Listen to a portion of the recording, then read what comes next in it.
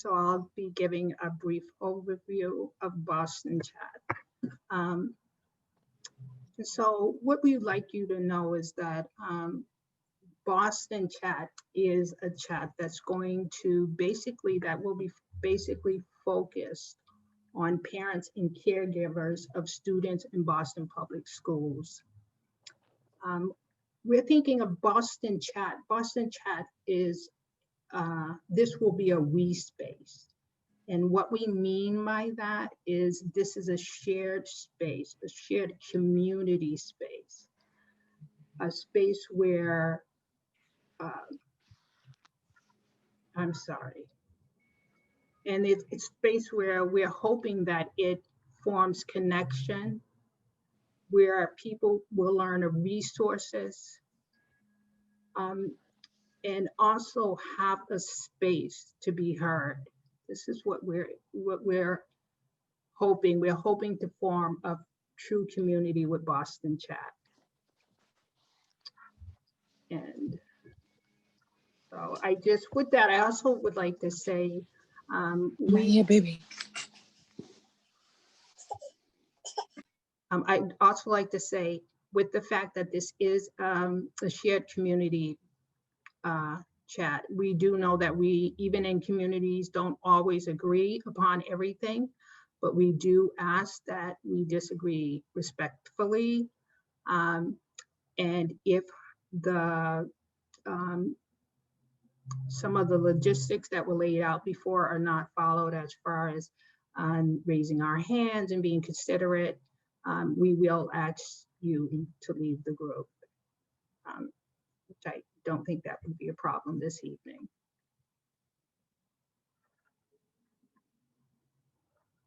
Okay.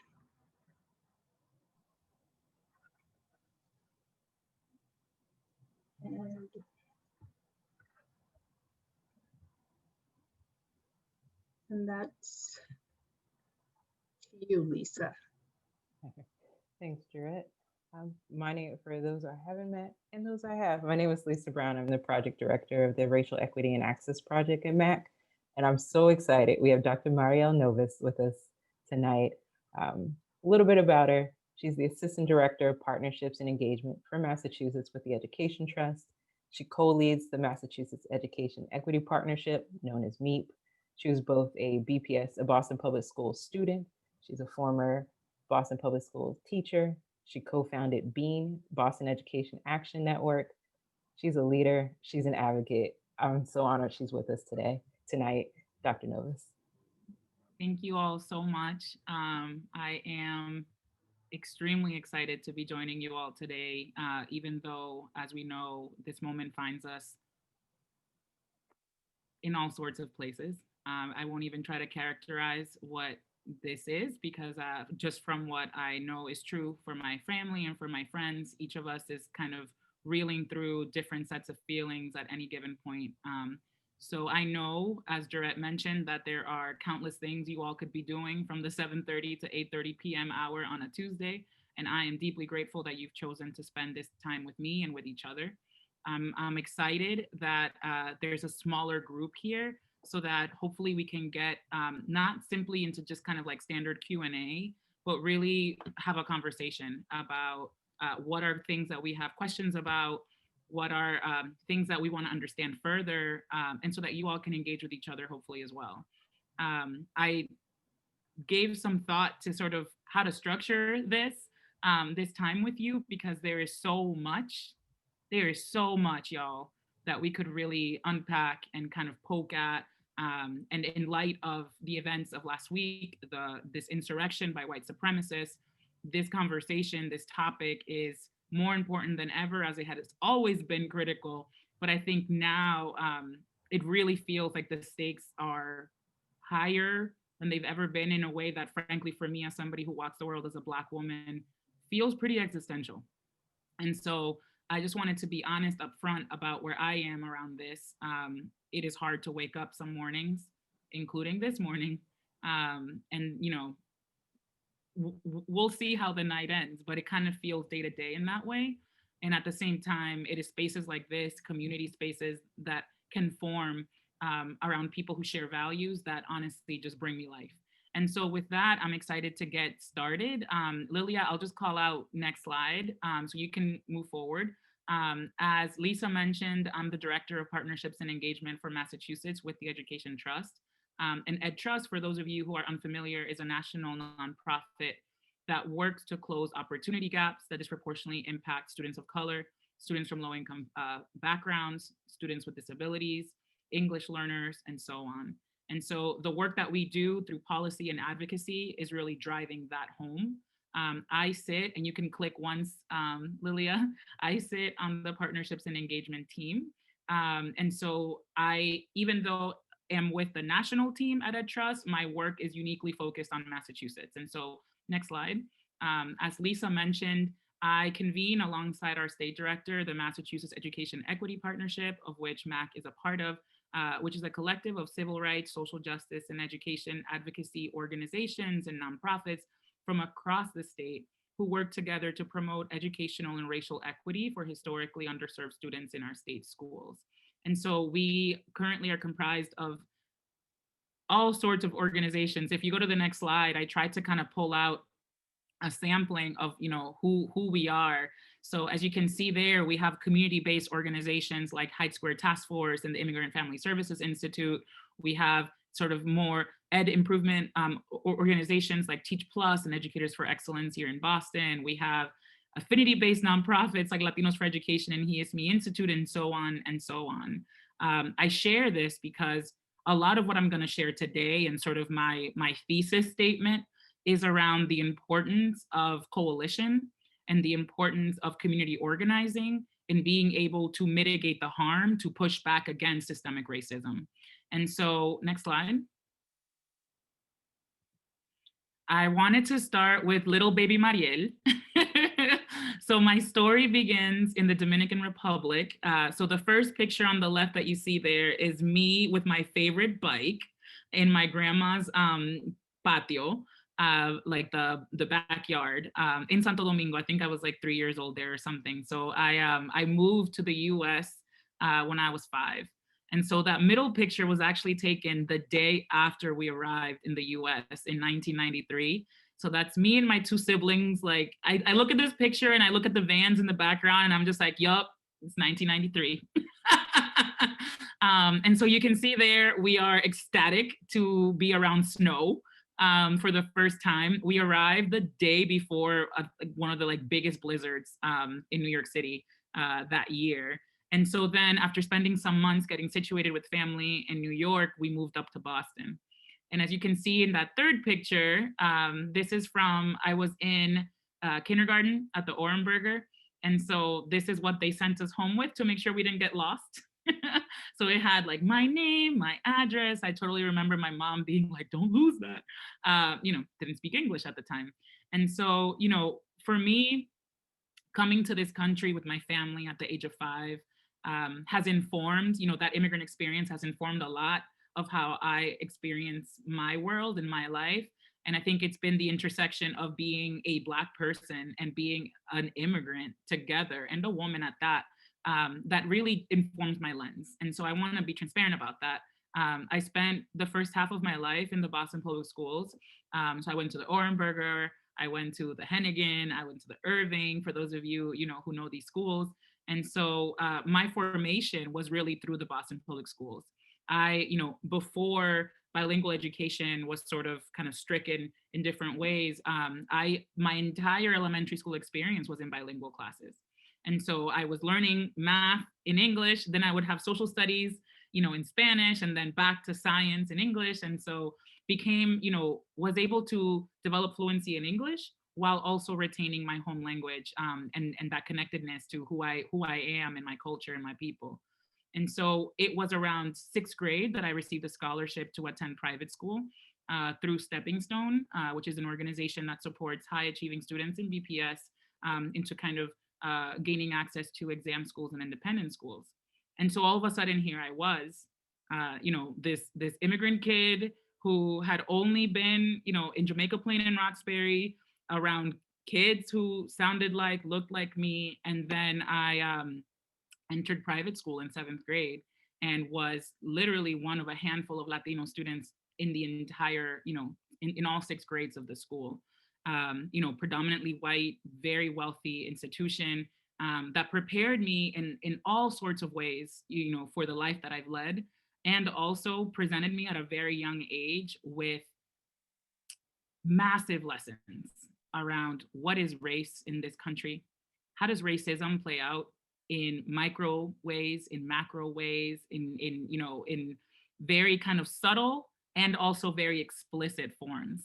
And so I had to develop a language around this at a really, really young, before my family was even in a place where they could understand what I was talking about. So that presented a lot of pain. And so really that bifurcated experience of, having spent half my life in public school, half my life in private school, I was the first in my family to go to college. And so went to college, and that was a whole other, kind of education that lived outside of just the classroom, of course. Came back home and realized that even though I had been on a path to sort of pursue my PhD and keep nerding out, I really just felt in my gut, as I still do to this day, that I needed to be in my community. I needed to serve, and I wanted to work with kids, and I wanted to work with immigrant families. And so that brought me back to Boston as a teacher, and I taught at the Frederick Pilot Middle School, ESL math, 6th, 7th, and 8th grade. I love my babies who are not babies anymore. They are like in their early 20s and mid 20s, and it's really strange. But really that experience in the classroom totally transformed how I understood my role to be thereafter. And so I ended up working with teachers as an instructional coach all across the state. And then I became a community organizer because I kept realizing and seeing that our work has to exist both in the classroom and outside the classroom. Those partnerships that kind of cross the borders of the school building, so to speak, are so critical for the advancement of our families, our students, and all of us. And so was doing the organizing work around 2016 during the last election, as we know, and was fired up, honestly. I'm just it's like, let's go. Seeing what was happening and unfolding at the national level really fueled my desire to figure out how do we right here in Boston make sure that those of us who grew up here, that those of us who've walked these streets, who've sat in these seats in these schools, are the ones leading. And so I launched what we called the Homegrown program within Teach for America, Massachusetts. And I became like a one-woman show where I was doing recruitment, retention, leadership development for all of our homegrown teachers. And so it was absolutely phenomenal to drive that work and understand that there is so much richness in our communities. We are brilliant beyond measure. And all we have to do is just point the path, like, hey, over there, right? And people, and we come out. And so I wanted to really share that, to conclude kind of a little bit about me. After those experiences, I was really motivated to think about the systemic impact. So I started out thinking about the classroom as the unit of change. And then I kind of went from there and thinking about school buildings and working with teachers. How do we move school buildings towards equity and justice? And then from there, thought about ecosystems, right? How do we impact the education sector by expanding the teacher pipeline, diversifying the pipeline, making sure that our homegrown folks are in there. And then I just kind of kept going, right? My brain just kept expanding. So like, how else? What else? And it was that motivated me to apply for my doctorate in education leadership, which I just completed last May at Harvard. And so through that experience is how I got hooked up with the Education Trust. And here I am today, able to really do the work of community building and power building and thinking about racial justice and educational justice concretely, right? So like, what does that mean? How do we do it? How do we conduct our business, so to speak? What is that? What are the implications of that for our advocacy?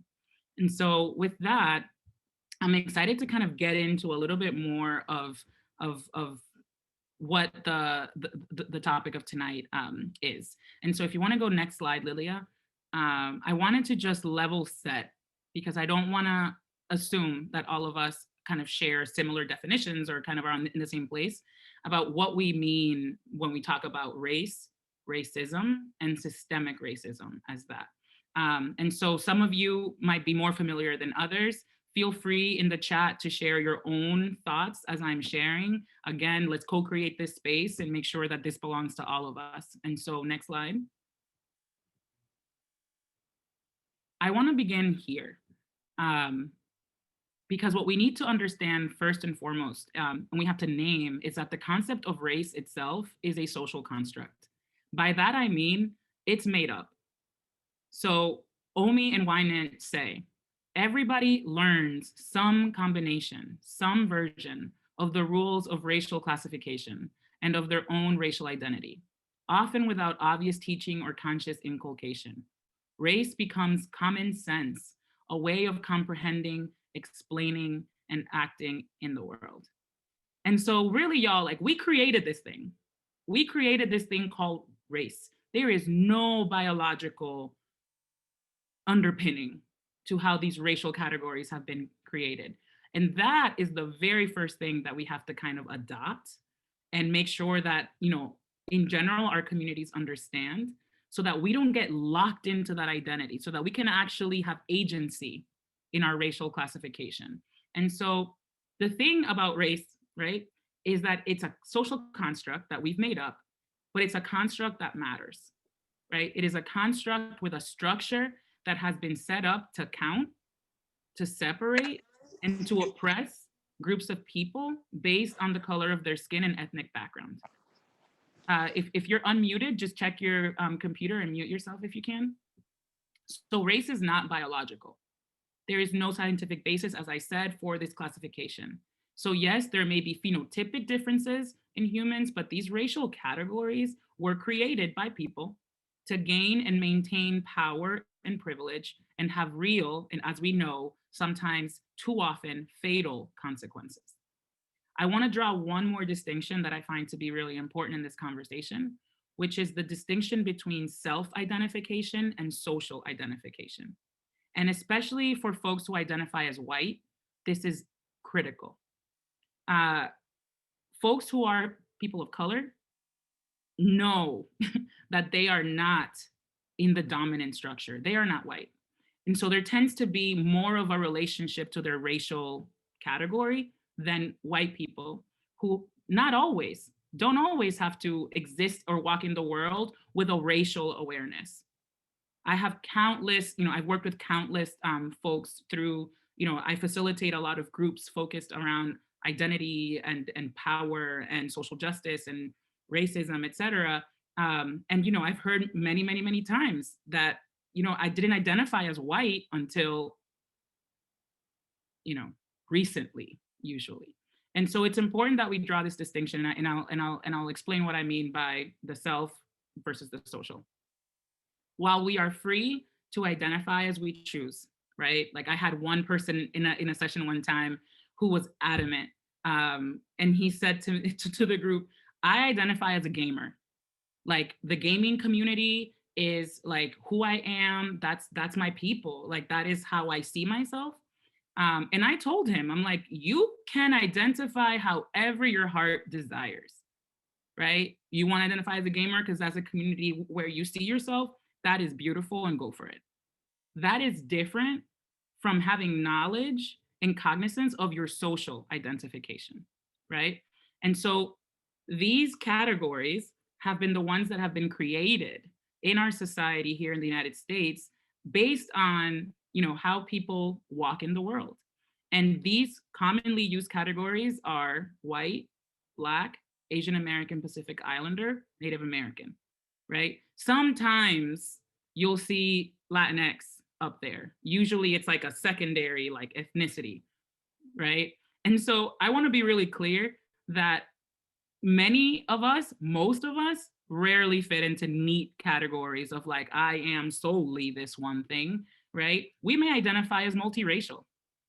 Latinx people ourselves, we are not, I show up as a Black woman in this space. My dad shows up as a white man, right? And so what does that mean for the social component of identity versus the self?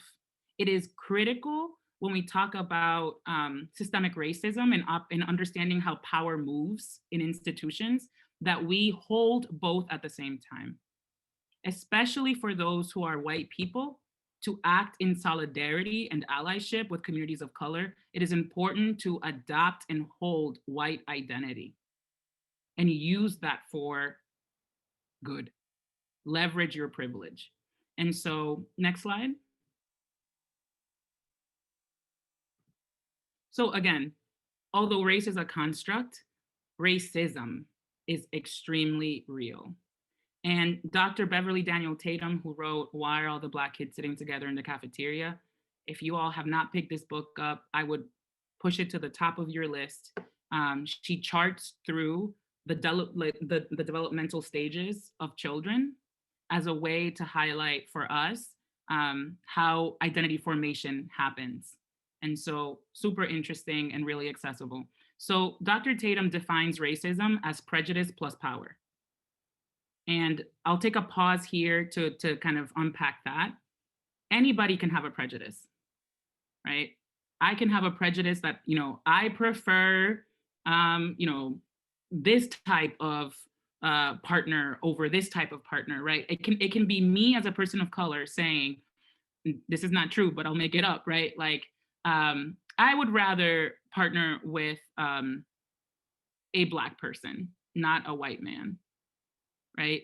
Is that racist or is that prejudiced, right? And so there are systems of power that pair with prejudice to create racism, right? So as a person who walks the world as a Black woman, I do not carry institutional power with me. And I'm pausing with intention because I want this to kind of seep into what we're talking about, right? However, white folks who would say, you know, I don't personally want to partner with folks of color, or I don't like that my son or my daughter has a partner of another race. That then becomes different because you pair prejudice, right, a sort of judgment of sorts, with historical power, which has rested with the white community. So in addition to that, right, we're holding that. So like, what is racism? Prejudice plus power. Then we go further into understanding how does that play out, right? How does racism actually exist in our space, right? And she says, racism is like smog in the air. Sometimes it is so thick it is visible. Other times it is less apparent, but always day in and day out, we are breathing it in. Now, in conversations that I've had throughout, you know, mainly the last 10 years of my life, there's always this kind of like race to not be the, no pun intended, to not be the racist person in the room. Like, oh, no, I don't carry racist beliefs. I'm a good person. And what I'm here to propose to you all is that this is not about who's good or who's bad. This is not about identifying the racist in the room, because we're all racist. I'm gonna say that again. We are all racist. Why? Because if we conceptualize of racism as smog, as pollution, right? You may not have started the pollution, but you're surely breathing it in. You exist in this world, a world where racism is endemic and institutional and interpersonal and internalized in all the ways. Even with your best efforts, you will breathe in racism, whether it be through characterizations in media or movies, whether it be with who you see in positions of power and therefore who you expect to be leaders. Where your implicit biases lie are informed by the smog. So let's just put aside completely this whole question about like, I'm good, I'm a good person or I'm not a bad person, I'm a racist, not a racist. It doesn't matter because we are all breathing it in. Next slide. Actually, stay right here for 1 second, I'm sorry. So we've talked about race, we've talked about racism, and I just want to put a fine point about what we mean when we say systemic racism. So when we talk about systemic racism, right, because racism can occur between people, right? The systemic nature of it really points to the widespread institutional, historical, cultural practices, procedures, and policies that disadvantage Black people and people of color. So this is the part of like, how does this exist in a sort of formal way? How has racism been actually codified into how we do what we do? And so if you click on the next slide, this is where I want to kind of rest for the next few minutes and then open it up for a conversation, right? So let's place the focus on systemic racism as it shows up in education, which is what we are here to discuss. What does it look like? And I'm going to be really honest with you guys. Preparing for this, I literally could have added like 10 more boxes, because it really is kind of like pick your area, pick your poison, and it's there, right? And it just requires some analysis to kind of uncover it. So I'm going to really quickly kind of cycle through a few of these so that you can get a sense of how to start unpacking all the ways in which systemic racism is operating and has operated within the field of education. And so we have to start with housing. And again, some of y'all are probably familiar with some of this. Regardless, if you have questions, drop them in the chat. If you have experiences, right, with these issues, share if you would like with us in the chat what those experiences were like. So with housing, right, around the 1930s, the US government worked to make mortgages more affordable, right? Which kicked off the whole move towards the suburbs from the city centers.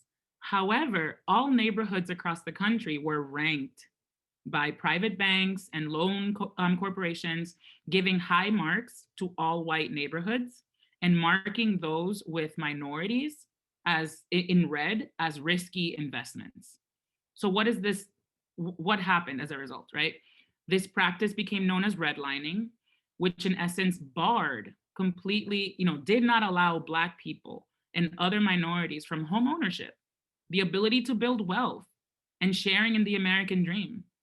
I mean, for those of you who saw the report that came out about wealth gaps in the city of Boston, the average white family, it's like something in the 200,000s, and like the average Black family, $8. Y'all, okay, I'm gonna repeat that. The average white family has sort of like familial wealth of like in the 200,000s. I don't want to give the exact number because I forget. $8. Y'all don't understand how that breaks my heart. And for Dominicans, 0. How can that be? When African Americans have been in this country since 1619.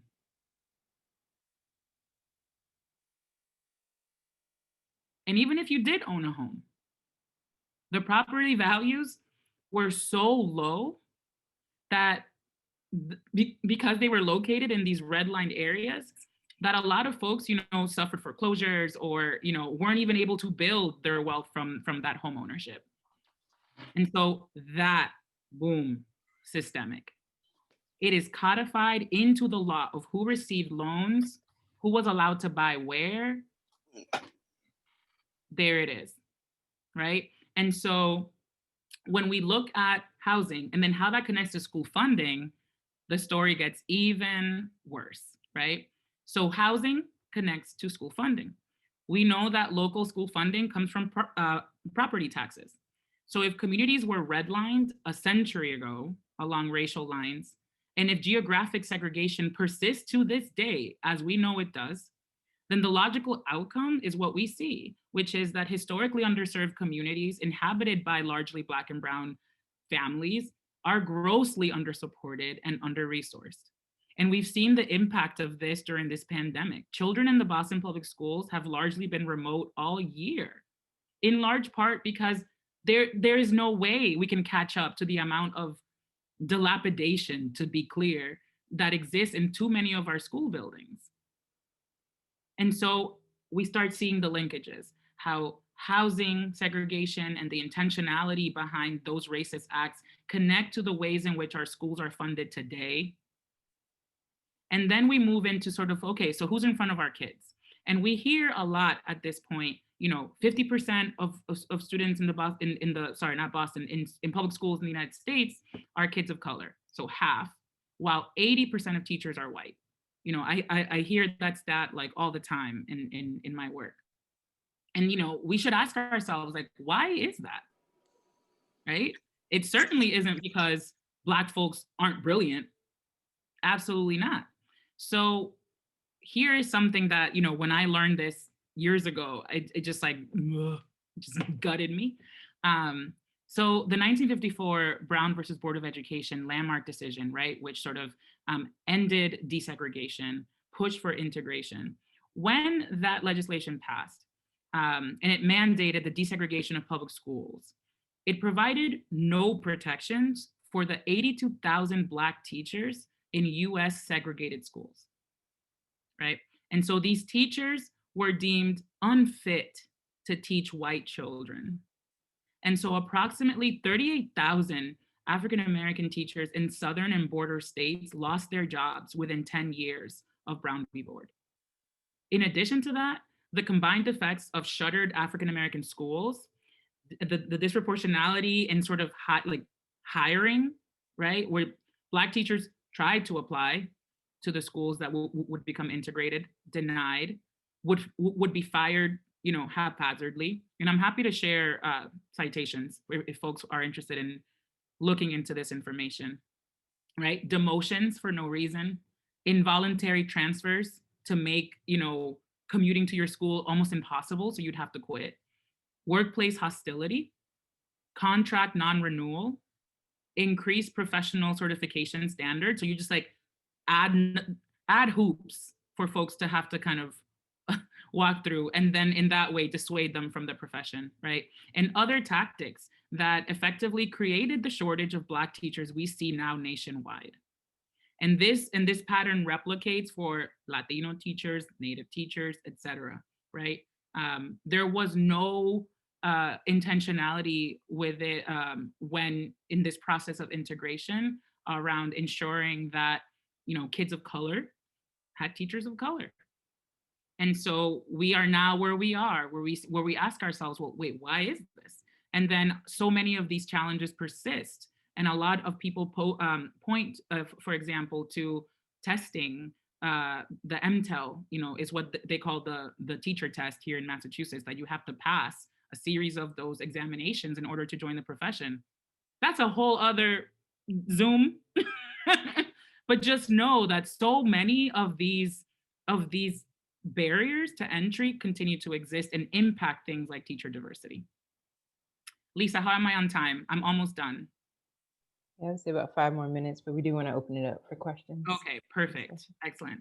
I'd be remiss if I didn't talk about school discipline and the ways in which systemic racism shows up there and maintains a school to prison pipeline that is single-handedly destroying Black families. And so let me give you a couple of stats. While Black children constitute 18% of preschoolers nationwide, they make up nearly 50% of suspensions. I just got chills when I said that. So I'm gonna just pause there, because I know that we're in a room of parents and families and caregivers. And I imagine, like my little cousins who are, 4, 5, and the egregious disproportionality in the suspension of Black children, in the policing of Black children, even at that tender age, when they're just learning how to like be in their bodies, right? They're just trying to figure out how to play. And we see what we see, kicking off from an early age, from the second that that student has a relationship to school, right? We're creating a dynamic where our kids are being disproportionately impacted by discipline codes and discipline practices rooted in racism. Black students overall are 3 times more likely to be suspended than white students. And once Black children are in the criminal justice system, They are 18 times, y'all, 18 times more likely than white children to be sentenced as adults. And so we are seeing, right, sort of how all the threats combine. The prevalence of implicit bias is that much higher because of the lack of teachers of color, right, who are able to see students for who they are, to be like, oh, that kid's not acting out. That's just, And so all of this connects. And I'm going to close with, just because it doesn't just exist in our sort of K-12 space or early ed, it exists in higher education, right? When we think about the fact that for the vast majority of our history, Black people were not allowed to even attend college, systematically blocked from that. And then we still have systems like legacy admissions. Y'all, legacy admissions is fundamentally racist. Why? Because who has been going to these schools since 17 something, since 16 something? It hasn't been Black people. And so it creates this, again, disproportionate, uneven, unfair distribution of who gets access to what. And despite this, we still live in a country that challenges affirmative action left and right as special privileges for people of color, without recognizing that the special privileges have been reserved for white folks since the beginning of this country's inception. And so then, what does that mean for generational wealth?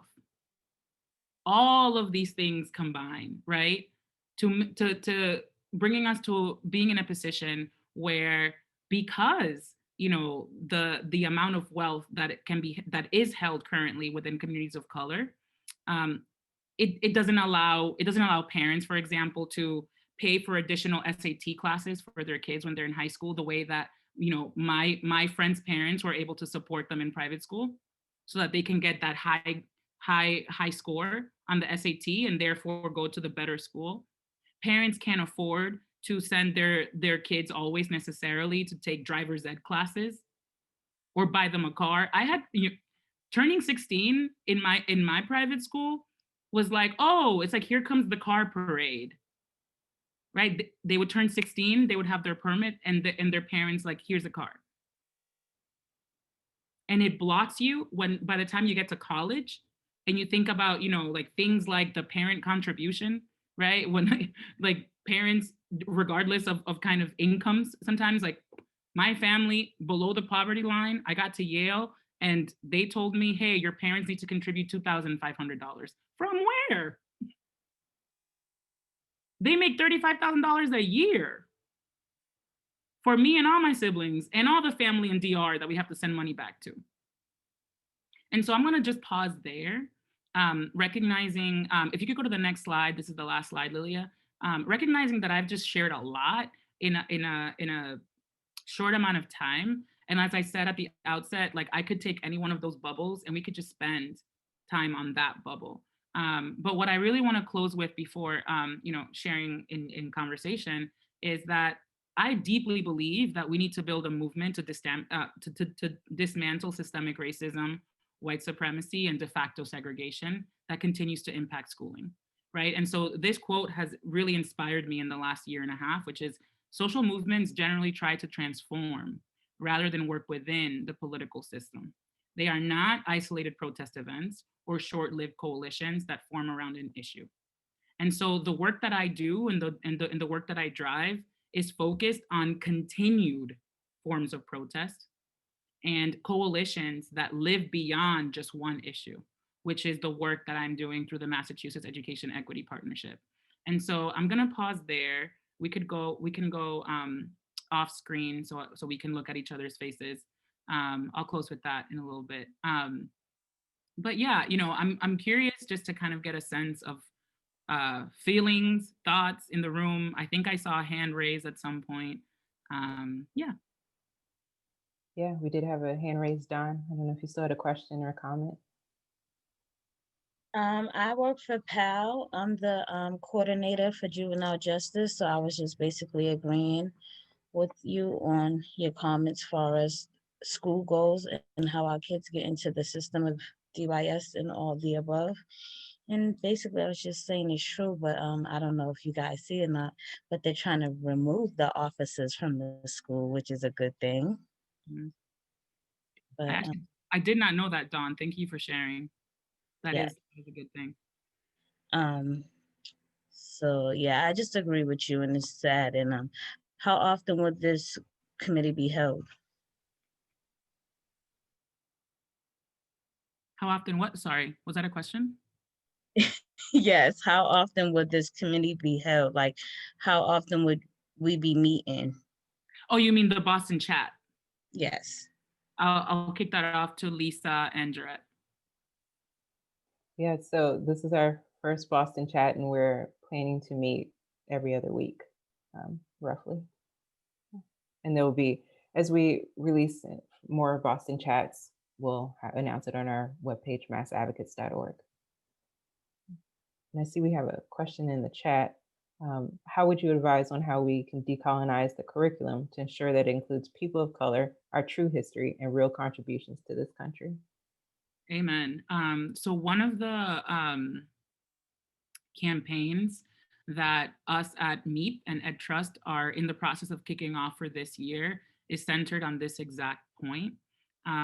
Because y'all, and again, like I was in the classroom, I worked with teachers, I've seen all sorts of curricula in different districts in our state. It is, I don't have the words for it, the ways in which we have erased the histories of our people, the contributions to this country. Again, it's been systemic and intentional. And so how? One of the ways that we're seeking to do that is we're gonna kick off a campaign called the People's Curriculum. And what we're hoping to do is engage digitally and source from our communities, from students, from parents, what do you wish you had learned, for the adults? What do you wish you had learned in school that you now know, right? For example, during the summer, there was a conversation around Juneteenth, right? The holiday, and how so many of us like weren't aware that that was a huge marquee moment, right? For liberation in the Black community. And yet not necessarily not recognized officially often, and certainly not discussed in most sort of traditional history courses. And so we want to hear from our parents, regardless of background, right? Like you came from the Dominican Republic last year, that's fine. What do you wish you had learned in general, right? Because it's important that we recognize that, and this is something that we suffer from in the US particularly. It's like this like cult of exceptionalism, and we can be a little narrow-minded, right? And so it's critical for us to be global leaders operating in a highly interconnected world, that we have that we have understanding beyond just here in the US about how we actually form part of the world order. And so we're hoping to source from parents and adults that information, and then from students, y'all, our students are the truth. If there is anything teaching has taught me, is just ask the kids. Ask the kids, all right? And so that's really an area that we're hoping to explore. And I really wish that, our school districts would take a similar model, instead of, like putting all the smart people around the table. And like, there's nothing wrong with that. But in addition to putting all the smart people around the table, bring the community around the table. What do they want to learn? What do they want? There is so much oral history that's transferred in our families, especially communities of color. I grew up here in Boston, and if it wasn't for my neighbors in Roxbury growing up, who would talk to me about how Malcolm X would come to the church right down the block, I wouldn't have known that. And that's our own lived history here in Boston. I was like, what? I felt very special. I'm like, I live 2 blocks from where Malcolm X like preached. And so we have got, this isn't the work of one person. This isn't the work of one team, one superintendent, or one commissioner. This has to be the work of a community, and like capital C community. So I appreciate this question, because we have to figure out a way to systematically source this information from us and have that translate into what our kids are experiencing and learning in school. We have time for a few more questions. There's another question in the chat. Marielle, Dr. Novas, excuse me. When are you planning to launch this campaign? There's some Oh, support yes. there. Absolutely. So we are starting with focus groups.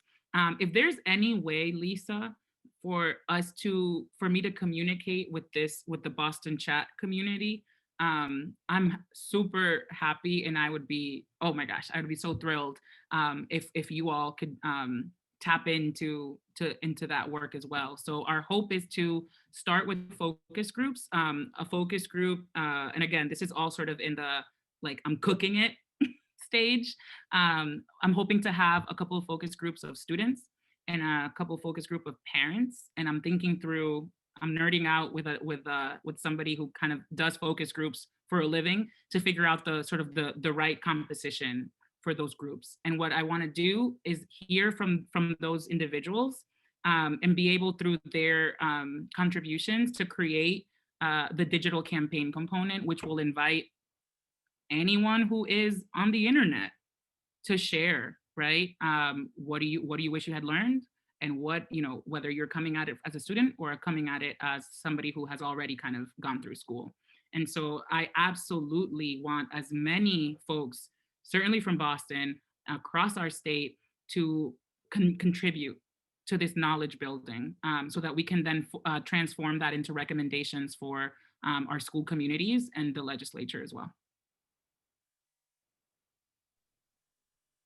We can include your contact information in the follow-up email so folks have it, can reach out to you.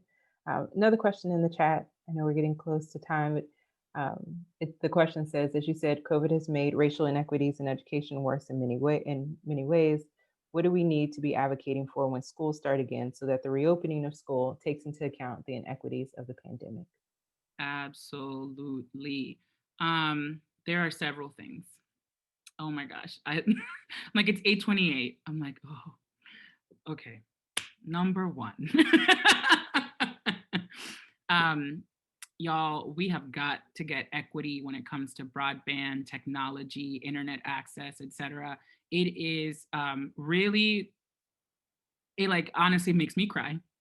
The stories that I have heard of kids in parking lots trying to like log on with the internet of like a certain store in order to log on to their remote classes.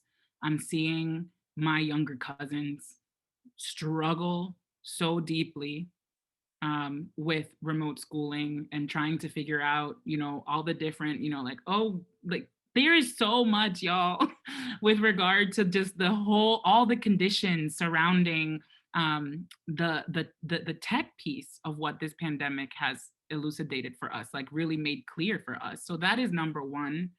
COVID is not going anywhere, right? And I think that's something. I've had conversations with folks who are like, the vaccine is here, like it'll be gone. And it's like, no, kind of like the flu, it's going to become a part of our existence. And there are students and there are teachers who are immunocompromised and who, have conditions in their homes or with themselves that will prevent them from fully participating in school. And so because of that, we really have to figure out this remote piece, regardless of whether, we hope to come back in person to buildings in the fall. That's important. We have seen, if y'all want to look up Mass Inc.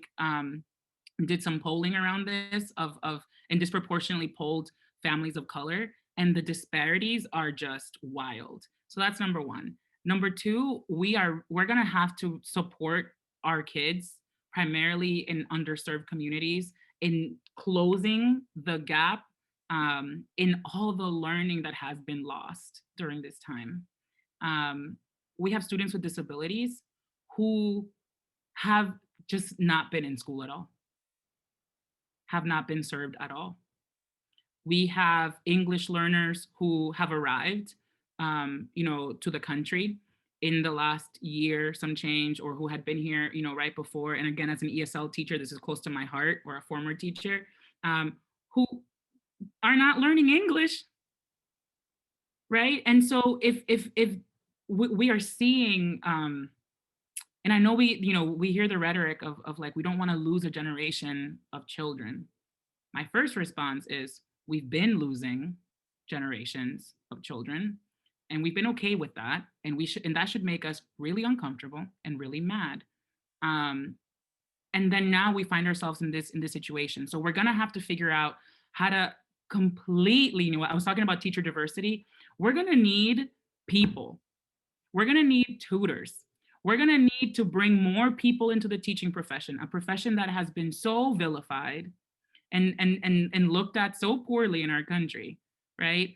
That the question will be, how do we then transform that perception of teaching to bring more people into teaching? Because we're gonna need people. We're gonna need paraprofessionals who, to have pathways into becoming full certified teachers so that they can be activated. We're gonna need, the parents who have been holding pods and setting up remote learning centers in communities. We're gonna need those folks to continue doing that work because our kids need support, right? That learning loss is huge.